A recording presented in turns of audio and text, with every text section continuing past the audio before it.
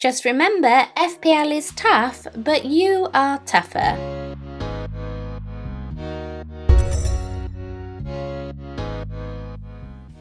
Hi guys, I'm FPL Nymphrya and welcome back to the home of FPL videos. It's been a week or so of keeping you guys updated via live streams and social media, so I'll do a quick rundown in this video of how I got on in the last few game weeks before I look ahead to my Game Week 15 preview and the Christmas period. So let's take a look. So, Game Week 11 was the postponed game week with Wilson out. I took a -4 and moved on Wilson and Ziyech for Adams and Mahrez. Neither repaid, unfortunately, and I went with just 10 men as I didn't see the point in a goalkeeper hit. I got 55 points, captaining Bruno over Son was an issue, and it resulted in a small red arrow for me. Game Week 12 was also a small red, another hit was taken, this time with getting Salah back in mind. I couldn't live without him any longer. Vardy was moved back to Wilson for his 3 good fixtures, and Mahrez was moved to Salah. I got above average with 57 points, but still a red arrow because of the hit. Game Week 13 is unlucky for some, but resulted in a green arrow for me. I went a bit batshizle and took a -8, selling Jota because of his injury for Soucek, and Robertson, I know, what have I done, for Bednarak, and Grealish for De Bruyne. Again, what have I done? I stuffed up here. Whilst I got 61 when the average was 42, chasing the City West Brom fixture in KDB was the wrong thing to do. I lost 2 good players in Grealish and Robertson for an average one at the moment in KDB, and also cut off my easy route to Kane. Robertson was bothering me, as you know. He was just so much money for what he was actually producing, but now I know I should have kept the faith in him. Hindsight is a wonderful thing. However, I did somehow know deep down inside, as soon as I sold him, I'd want him back again, and that's the case now.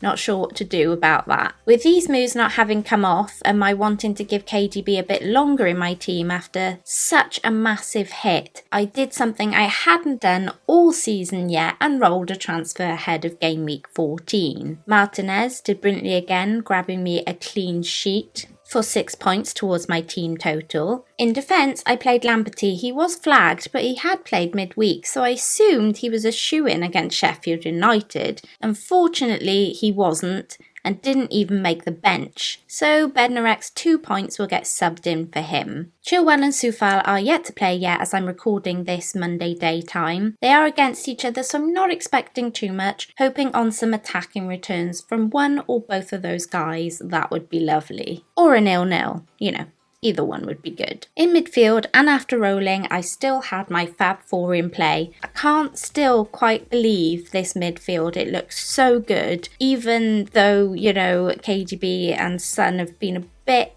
hit and miss the last 2 game weeks. It has produced, so it's just now trying to work out whether keeping all these premiums in midfield is worth the cost. The other thing is, it does make it tough to choose a captain, and it was extremely tough this week to choose one. I was between Son, Salah and Bruno. To be honest, seeing how mad that Leeds versus Newcastle game was during the week, I decided to go with Bruno in the hope that United versus Leeds would be as open, and thankfully it was. Bruno bagging 2 goals and an assist, and bonus points for 34 points towards my team total was very, very welcome. Kevin De Bruyne did get me an assist and 5 points, but with Jack getting 2 assists, that transfer we now know was the wrong one. The Sunny 6 is now the Sunny 1. He owes me just 1 goal. My gosh, how quickly that came around. But he couldn't manage it against Leicester despite their good record against them. He has 3 good fixtures coming up now. I should imagine he'll be able to bag me one there. Here's hoping. Lastly, those of us in the Twitterverse will have known about the Salah benching news way before it actually happened. Again, how leaky is that Liverpool team news? I mean, we know almost every week what's going on early. It wasn't enough for me either way to sell or bench. I had Soucek first on my bench, so I was happy to roll with him. Thank goodness I did, as Salah came on and dominated with 2 goals and 1 assist, exactly the same amount as Bruno. He did get a few less points than Bruno owing to his minutes played, but still, absolutely flabbergasted at these scores. So happy to even just own them, you know. I mean, I really feel for people who hopped off for whatever reason this week, and especially those who may have benched or didn't captain either of these players for whatever reason. So, you know, I get it, guys. It's, you know, it's fun when you're on the right side of the coin and really not so fun when you're not. Just grateful I'm on the right side of the coin for this one especially. Moving to my forwards, Calvin Lewin got the assist but picked up a yellow card. Still happy with his 4 points despite him getting those against Arsenal. Che tried really hard against City. He had loads of chances but it just wasn't to be. It was a risk playing him against City, but I don't regret it at all. Owning Wilson has been such a rollercoaster ride, and I think the ride has finally come to an end. I'm very grateful for the disputed penalty goal and 3 bonus points for 9 points towards my team total. That means these were my top scorers for Game Week 14 at the time of recording. They are Bruno as my captain, the Egyptian king Mo Salah, and Wilson, I'm sorry. So with all of that, here are my points so far at the time of recording. That's 78 points with Bednarak's 2 points to come in for Lamperty, so it's 80 points in total so far. It's a massive green arrow at the moment that will hopefully stick with 2 still to play, all being well. It would be such a massive Christmas present to sneak into the top 2 million. As you guys know, I've been stuck around the lower 2 million, 3 million mark for some time now, so it would be really, really great just to sneak up in there for Christmas. Okay, so looking ahead to Game Week 15 now and the Christmas period, here's how I'm currently lining up. I have 2 free transfers. I know, my gosh, believe it or not, I actually rolled a transfer. 2 free transfers. How mad is that?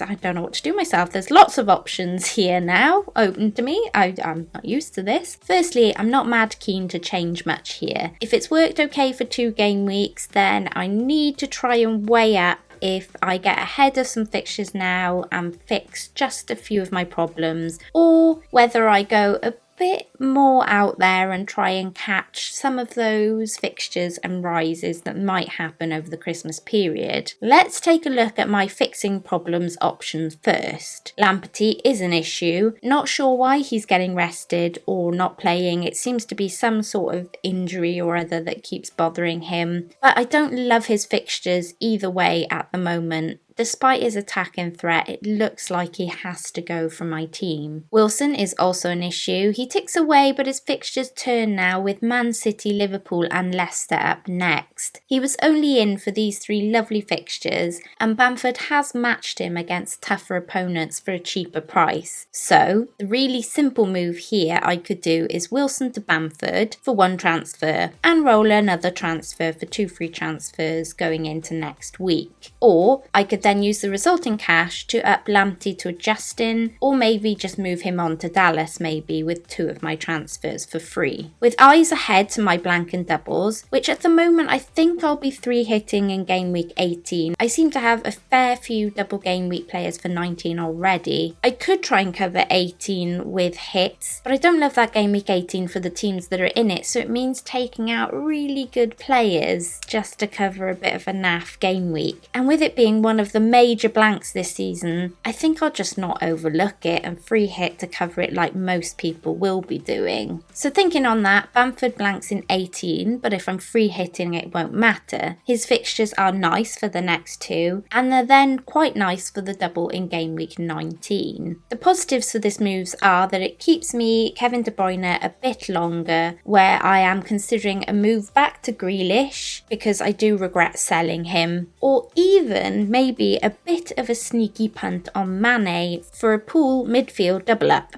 Thanks to FPL Dave for that idea. My other option, looking ahead, is a bit more out there. That is a way to get Kane and Robertson in right now. This does mean selling Kevin De Bruyne ahead of Newcastle, and does mean playing Soucek as my 4th midfield most weeks, unless I'm willing to play 4 at the back. And the way I would do this would be getting Robertson back in for Lamperty, moving Kevin De Bruyne to a 4.9 million or less midfielder that would sit on my bench most weeks, and switching Wilson to Kane. This could be done either with a -4 this game week with my 2 transfers in the bank, or I could make the Kevin De Bruyne out and Robertson in or Kane in this game week with just the 2 transfers, and then make the other ahead of game week 16. I'm still weighing this one up, but I know I need to make a decision soon. There are some midweek cup games, so could be worth holding on a little while longer. Going with Bamford this week does leave my options open, as I'd be able to roll the 2 free transfers, so I'm possibly just leaning in that direction and having another rethink. However, it does of course mean missing out on Kane or Robson with a really good fixture, but my hope is that Kevin De Bruyne would be able to try and cover those guys with Newcastle up next. Anyways, let me know what you guys think in the comments below, or if there's anything else you would do with this team. I'm eager to know, Nim fam. Always appreciate your advice. As for my captain, Salah is my captain for game week 15. I have lots of options I could go with again this week in Bruno, Calvert-Lewin, even Adams, but with a rest on the weekend and that mega haul off the bench, I'm not going to think too much about it.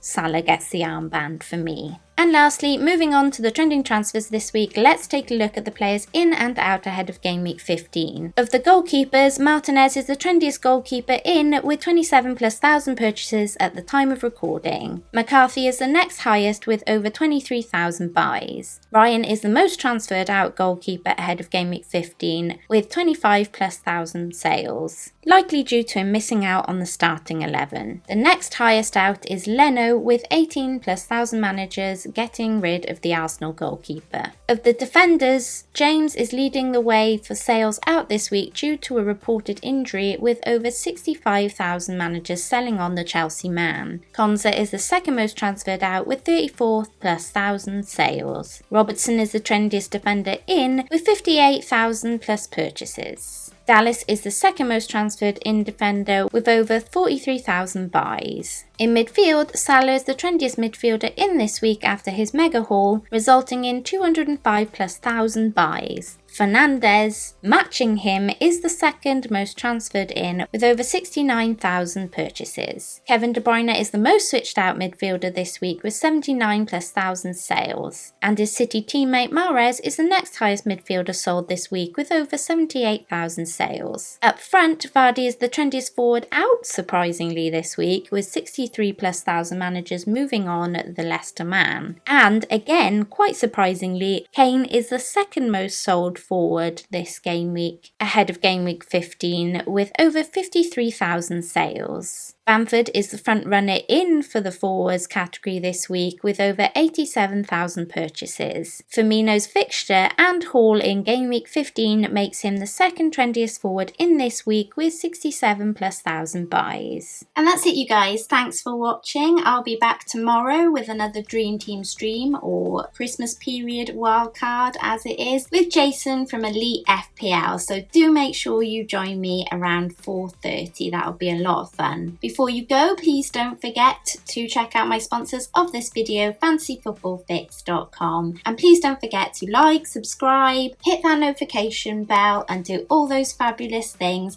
Have an amazing Christmas, the most fabulous Christmas you can, and the most happiest, healthiest new year we possibly can, if I do not see you between then and now. Thank you so much for enjoying my content and watching my videos.